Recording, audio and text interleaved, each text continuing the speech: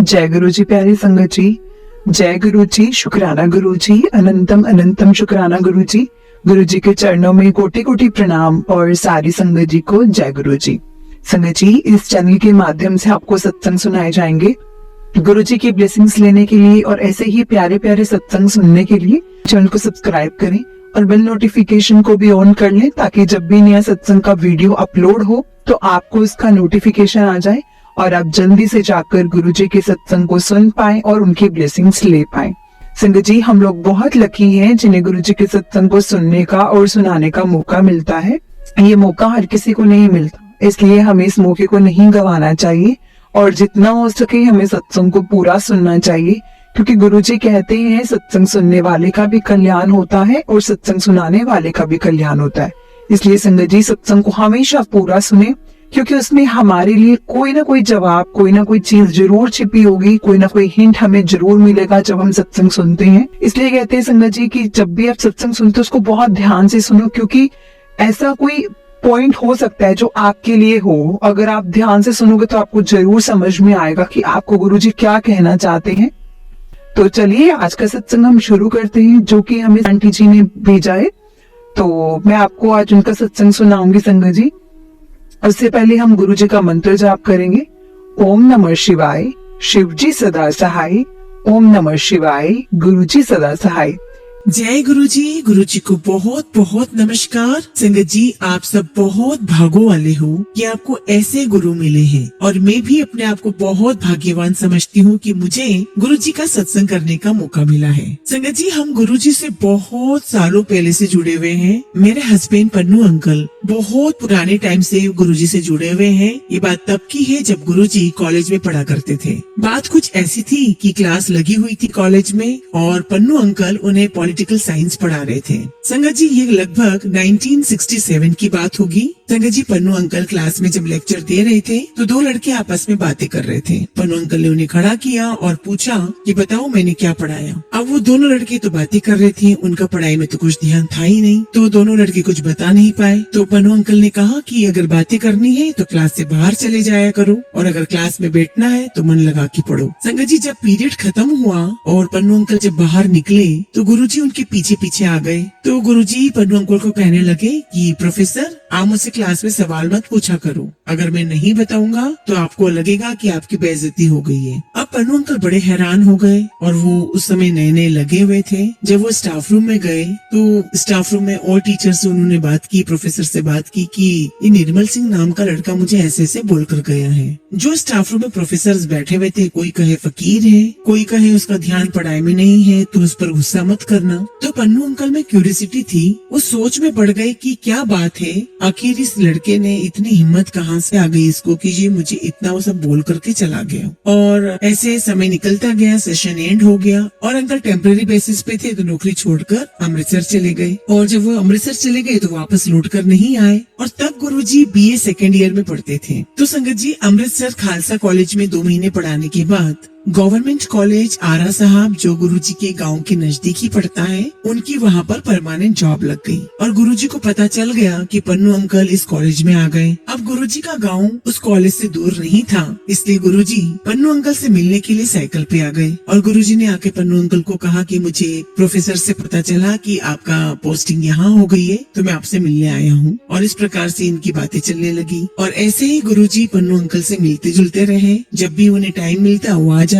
और इसी बीच 1973 में हमारी शादी हुई, और जो ट्रांसफर है वो हमने मलेरकोटला में करवा लिया। अब गुरुजी से मिलना तो और इजी हो गया। गुरुजी ने बीए किया, इकोनॉमिक्स से किया, इंग्लिश से किया, तो आते जाते इनसे मलेरकोटला में मिलते हुए चले जाते थे। हमने मलेरकोटला में एक रेंटेड हाउस लिया था जो बस स्टैंड के पास ही था, और बस ऐसे ही गुरुजी घर आने लगे। तो जब भी गुरुजी अपने गाँव आते थे, मोस्टली संडे को हमारे घर आ जाया करते थे। मोस्टली ऐसा होता था कि गुरुजी सुबह ही आ जाते थे घर पे और शाम तक वहीं बैठते थे। अब संगत जी, संडे का दिन होता है तो बहुत सारे काम भी होते हैं। तो पन्नू अंकल बोला करते थे कि अरे मुझे ये काम है, मैं काम कराऊं, तो गुरुजी कहते हाँ हाँ कराओ, मैं तो यहीं बैठा हूँ। संगत जी फिर गुरुजी चंडीगढ़ चले गए और वहीं रहने लगे और पन्नू अंकल फिर उनसे चंडीगढ़ मिलने जाने लगे। गुरुजी चंडीगढ़ में किसी मिनिस्टर के घर पे एक कमरे में रहा करते थे। अब वहाँ पर गुरुजी से कोई एमएलए, कोई मिनिस्टर ये सब मिलने जुलने आया करते थे। संगत जी गुरुजी चंडीगढ़ रहे और उसके बाद फिर गुरुजी जालंधर चले गए और इस बीच हमारा ट्रांसफर भी लुधियाना हो गया और हमें भी बड़ा इजी हो गया गुरुजी के पास जाना। और गुरुजी भी इधर उधर आते जाते हमारे घर लुधियाना आ जाया करते थे। संगत जी हमें हर समय ऐसे ही लगता था कि गुरुजी अब आएंगे, गुरुजी अब आएंगे। एक दो इंसिडेंट कुछ ऐसे ही हुए। एक बार गुरुजी शाम को आए तो मैंने कहा कि मैं चाय बनाती हूँ और मैं चाय बनाने लगी तो गुरुजी कहते कि नहीं आज मैं चाय बनाता हूँ। अब संगत जी किचन में इतने सारे बर्तन पड़े हुए थे, मुझे तो बहुत बुरा लगा कि इतना गंद पड़ा हुआ है किचन में और गुरुजी चाय बनाएंगे और मेड आई हुई नहीं थी। पर गुरुजी माने नहीं और कहा कि आज तो चाय मैं ही बनाऊंगा। संगत जी वैसे तो जनरली मेरा किचन बहुत नीट एंड क्लीन रहता था, पर संगत जी कोइंसिडेंट ऐसा रहा कि गुरुजी कभी भी अचानक आ जाया करते थे। उस दिन शाम को अचानक आ गए और कोइंसिडेंटली किचन बहुत गंदा रह गया और बस ऐसे ही गुरुजी का आना जाना चलता रहा। एक दिन मैंने पन्नू अंकल को कहा कि आप जालंधर जाते हो गुरुजी से मिलने के लिए तो हमें भी चलना है, हमें भी लेकर चलो। तो संगत जी हम लोग सुबह सुबह ही पहुंच गए गुरुजी के पास, सुबह 8 बजे ही। और जो हम वहाँ पहुँचे सुबह 8 बजे तो गुरुजी ने शाम तक नहीं आने दिया। और संगत जी हम लोग वहाँ रुके हुए शाम तक, गुरुजी आने ही नहीं दे रहे थे। और हमारी 3 बेटियां घर पर अकेली थी, बच्चे परेशान हो रहे थे, कांटेक्ट करने का कोई साधन था नहीं। हमारे एक अंकल वहीं रहते थे तो परेशान हो रहे थे कि क्या बात हो गई, आ क्यों नहीं रहे हैं। और सच बताओ संगत जी तो वहाँ से आने का हमारा मन भी नहीं करता था। संगत जी जालंधर में जो संगत आया करती थी वहाँ पे चाय प्रसाद उन्हें मिला करता था और 12 बजे तक गुरुजी सबको छुट्टी दे दिया करते थे। संगत जी गुरुजी हमें नहीं छोड़ते थे और रुको करके वो बहुत देर तक हमें रोक के रखते थे।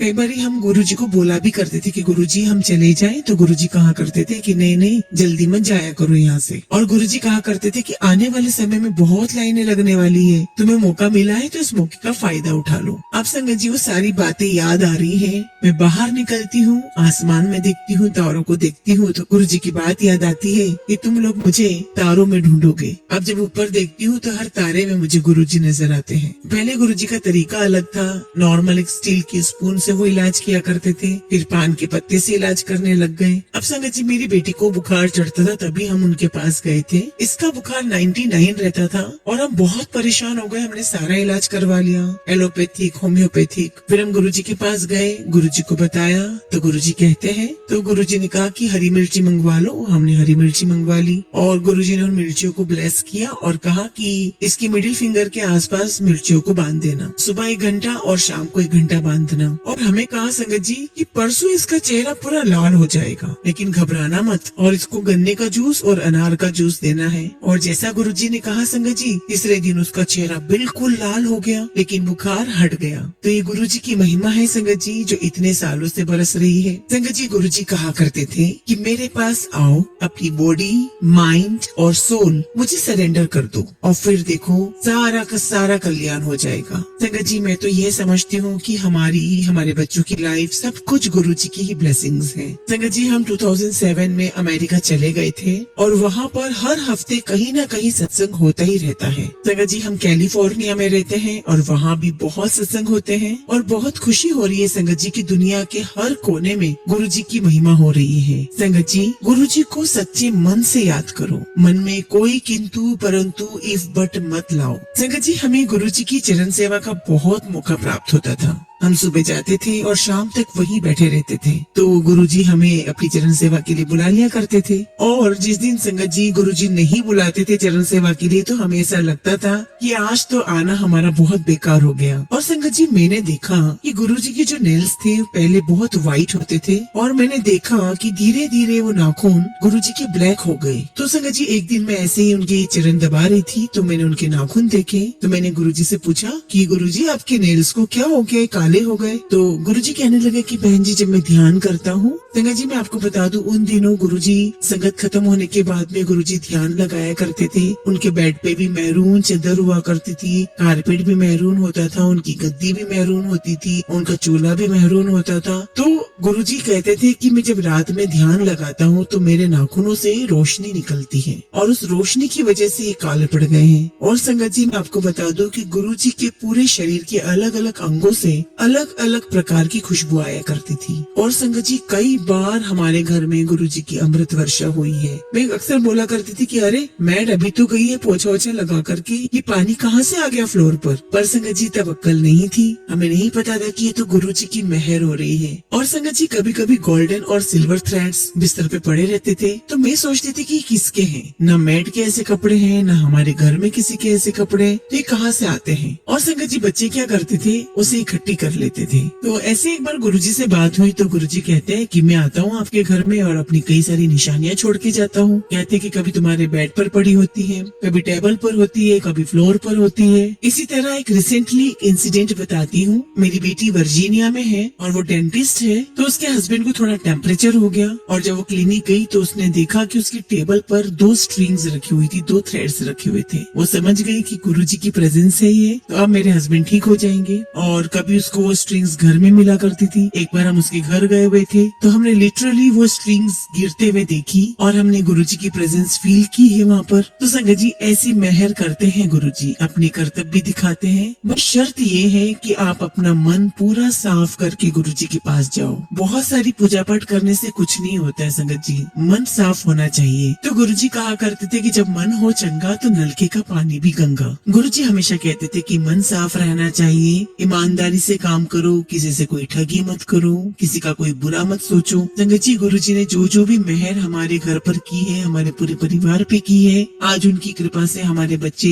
जहाँ पर भी हैं, मैं वैसा सोच भी नहीं सकती थी। मेरी बड़ी बेटी ने अमृतसर से BDS डेंटल की पढ़ाई की है, छोटी बेटी ने पटियाला से PhD की है और उससे छोटी ने MBA किया है और इनकी शादियाँ भी गुरुजी ने की है। हम लड़के का फोटो दिखाया करते थे और गुरुजी उनको सिलेक्ट करते थे कि कौन सही है कौन नहीं। संगत जी मेरी बड़ी बेटी है जिसने बाहर वर्जीनिया में कोई टेस्ट नहीं दिया, वो वहाँ एक हॉस्पिटल में डेंटिस्ट के तौर पे लग गई। उसने वहाँ पर 2 रेसिडेंसी भी कर ली और जब रेसिडेंसी का सिलेक्शन हो गया उसका, तो उसे वो भी फेडरल फंडिंग की तरफ से $50,000 का एक चेक मिला, स्कॉलरशिप मिली और उसकी एजुकेशन वहाँ फ्री हुई है। अब उसने अपना क्लिनिक खोल लिया है और 2014 से अपना बहुत बढ़िया क्लिनिक चला रही है। और छोटी वाली बेटी जो PhD करके बाहर गई थी, उसकी as it is PhD approved हो गई। और जो वहाँ की FBI है, वहाँ की पुलिस और जो भी जस्टिस सिस्टम है वहाँ का, अकेले अमेरिका के लिए ही नहीं संगत जी, और भी जो कंट्रीज है, ऑस्ट्रेलिया है, इंग्लैंड है, सिंगापुर है, उनके लिए भी जो DNA टेस्टिंग किट्स होती है जो पुलिस वाले यूज करते हैं, उनमें जो ट्रबल्स आ जाती हैं, तो उसको सॉल्व करने के लिए वो काम करती है एज ए ट्रबल शूटर। उसे बड़ी अच्छी जॉब मिली हुई है और गुरुजी की कृपा से उन्हें बच्चे भी हैं। बड़ी बेटी के 2 बेटे हैं और छोटी बेटी को एक बेटी और एक बेटा है। संगत जी जब मेरी छोटी बेटी ने कंसीव भी नहीं किया था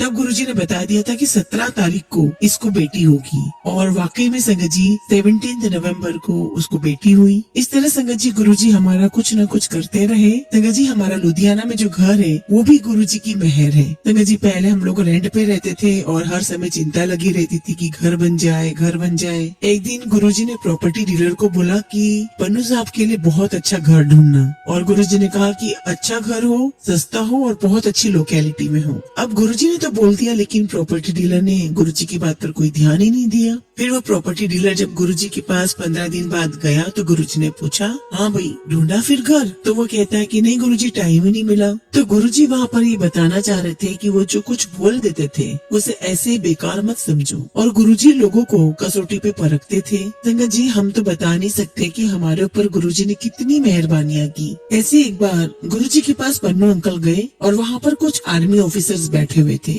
और गुरुजी आर्मी ऑफिसर्स पर पर्सनल ध्यान देते थे, क्योंकि उनका मानना था कि ये लोग देश की सेवा करते हैं, रक्षा करते हैं और इसलिए हमें भी इनका ध्यान रखना चाहिए। तो उन आर्मी ऑफिसर्स को गुरुजी बोलते थे कि ये मिलिए, ये मेरे प्रोफेसर हैं, ये मेरे गुरु हैं, इनसे मिलो। तो पन्नू अंकल ने गुरुजी से कहा कि गुरुजी ऐसे मत बोलो। तो गुरुजी कहते हैं नहीं नहीं मैं सही बात बोल रहा हूँ। अब संगत जी हुआ क्या, इनको एकदम से झंझनाहट सी हुई और बहुत तेज शिवरिंग शुरू हो गई। लंगर लिया और जलन अंदर में थे तो ऊपर जाकर के बैठ गए। इनके लिए चाय वगैरह ऊपर जाती रही और पन्नू अंकल चाय का प्रसाद लेते रहे। और जब शाम को घर पर आए तो बहुत टेम्परेचर था। तो मैंने कहा कि जलंधर तो जाते हैं ठीक होने के लिए, आप तो वहाँ से बुखार कराए। तो ये मुझे कहते हैं कि नहीं, आज तो गुरुजी ने मुझे बुखार कर दिया। तो मैंने कहा कि नहीं चलो कोई बात नहीं, दवाई वगैरह ले लो। तो मुझे कहते हैं कि नहीं, मैं कोई दवाई नहीं लूंगा, गुरुजी ही आएंगे और मेरा बुखार ठीक करेंगे। तो मैंने कहा कि अरे क्या बातें करते हो, ऐसे कैसे गुरुजी अभी आपके पास आ जाएंगे। तो बेटी ने कहा कि पापा दवाई ले आओ। तो बोलते नहीं मैं नहीं जाऊंगा। हमारे पड़ोस में एक डॉक्टर रहते थे तो कहती है कि ठीक है, अगर आपको नहीं जाना तो मैं पास में जो डॉक्टर अंकल है मैं उनसे दवाई ले आती हूँ। और फिर उन डॉक्टर ने दवाई लिख करके दे दी और कहा कि इसको स्टोर से ले लो। तो वो एक स्टोर पे गई, वहाँ दवाई नहीं मिली तो मुझे बोलकर गई कि मम्मी एक स्टोर पे मिल नहीं रही, मैं अगले स्टोर पे जा रही हूँ। और जब वो लौट कर आई तो उसने देखा कि हमारे घर के बाहर 2 गाड़ियाँ खड़ी है और वो समझ गई कि जरूर गुरुजी आ गए। और संगत जी सुबह 10:30 बजे ही गुरुजी अपनी संगत को लेकर के वहाँ हमारे घर पहुँच गए। संगत जी हम लोग फर्स्ट फ्लोर पे रहते थे तो सीधा ऊपर आते ही पन्नू अंकल के बेडरूम में गए और इनकी बाह पकड़ के खड़ा कर दिया। और गुरुजी कहते हैं उठ, क्यों पड़े हो। तो पन्नू अंकल कहते हैं गुरुजी आपने तो कल मुझे वहाँ बुखार कर दिया। तो गुरुजी कहते हैं हाँ, इसीलिए तो आया हूँ मैं, मुझे पता था ये बुखार तुम्हारा दवा से ठीक नहीं होगा, मेरे को ही आना पड़ा इसलिए मैं आया हूँ। संगत जी बस ऐसे ही फेथ की बात है, फेथ रखोगे सब कुछ मिल जाएगा। ऐसे गुरु हैं जिनको हर किसी की चिंता है, कभी वो सपने में आपका ट्रीटमेंट कर जाते हैं। संगत जी एक बार क्या हुआ कि 1999 में मुझे ब्रीथिंग इश्यू बहुत हो गया था। बहुत मुश्किल से मैं डॉक्टर के पास पहुंची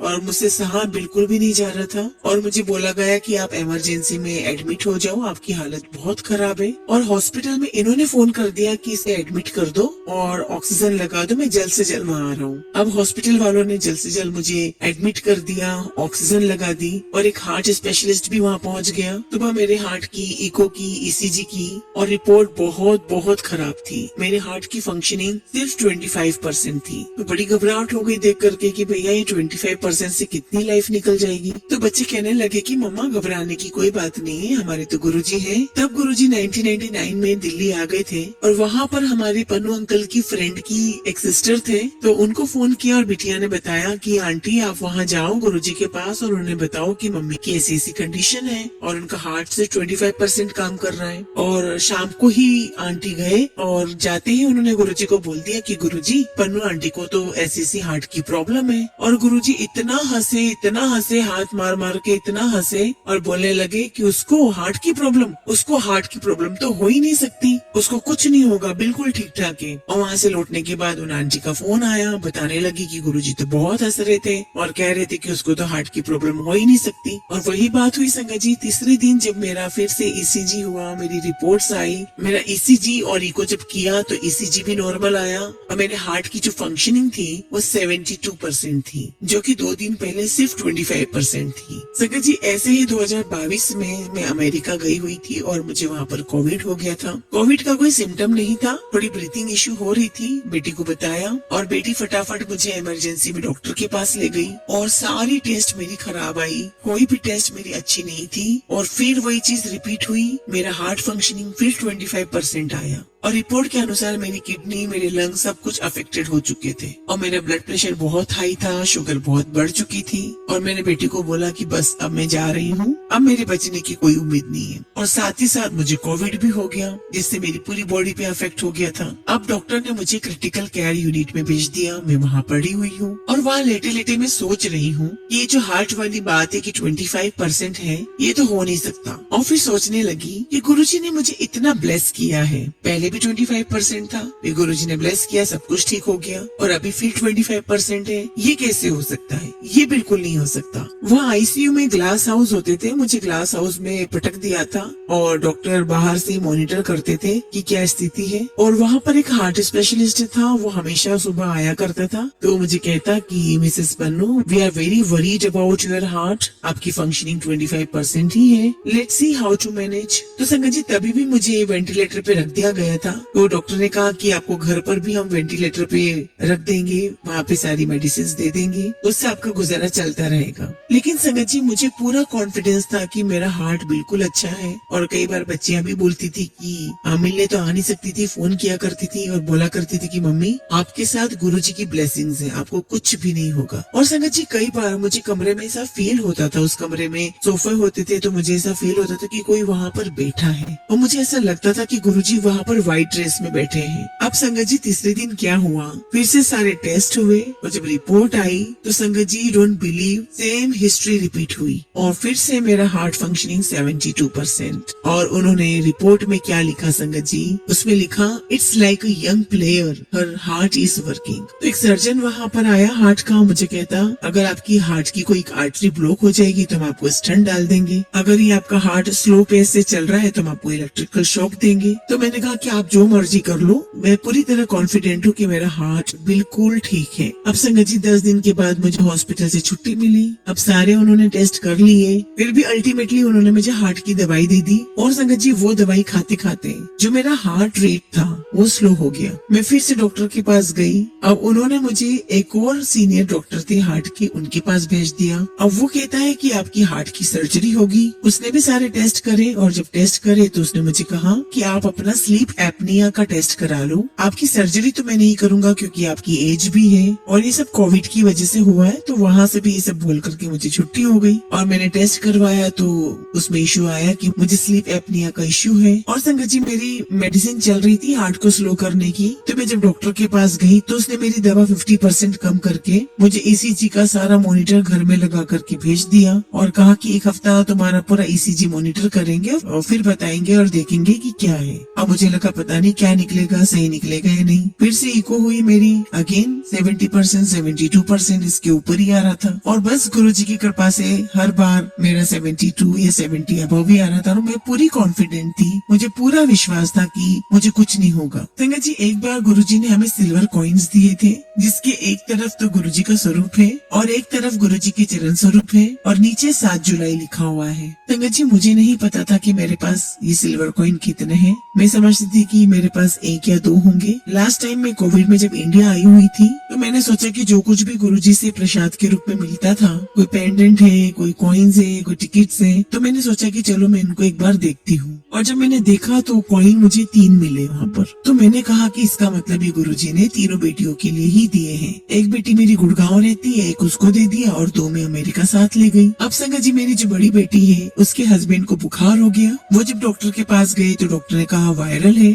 और संगत जी उसकी तबीयत बहुत ज्यादा वर्स्ट होती जा रही थी, शिवरिंग के साथ टेम्परेचर आ रहा था और उनकी आई साइट भी कम हो रही थी। वो बैठे रहते थे तो कहते थे कि मुझे टीवी पे कुछ दिखाई नहीं दे रहा है और बोल भी नहीं पा रहे थे, रुक रुक के बोल पा रहे थे। तो मैंने बेटी को फोन किया कि मैं आपके पास आ रही हूँ कैलिफोर्निया में। और जब मैं उसके पास गई तो मैं गुरुजी का स्वरूप भी ले गई और वो कॉइन भी ले गई। और जाते ही मैंने बेटी को बोला और उसको कॉइन दिया और बोला कि इसका जल प्रसाद बना करके हस्बैंड को दो। और संगत जी मैंने बेटी को कहा कि श्रद्धा पूर्वक, बात श्रद्धा की है, और फिर उसे जल प्रसाद बना करके जल दे दिया। और फिर मैंने कहा कि अब मैं आ गई हूँ तो आप दोनों हॉस्पिटल चले जाओ, क्योंकि बच्चों के पास रहने वाला कोई था नहीं। वो लोग हॉस्पिटल चले गए, वहाँ पे टेस्ट हुए, ऑल टेस्ट वर रॉन्ग, कोई एक टेस्ट भी ठीक नहीं था और उसे ऑन्कोलॉजी डिपार्टमेंट में शिफ्ट कर दिया। बहुत टेंशन हुई, हम सोच में पड़ गए संगत जी कि उसको ऑन्कोलॉजिस्ट इमरजेंसी डिपार्टमेंट में क्यों भेजा है। संगत जी वहाँ कोई भी ऐसा डॉक्टर नहीं था जो उन्हें टेस्ट करने नहीं आया। और संगत जी जब बेटी और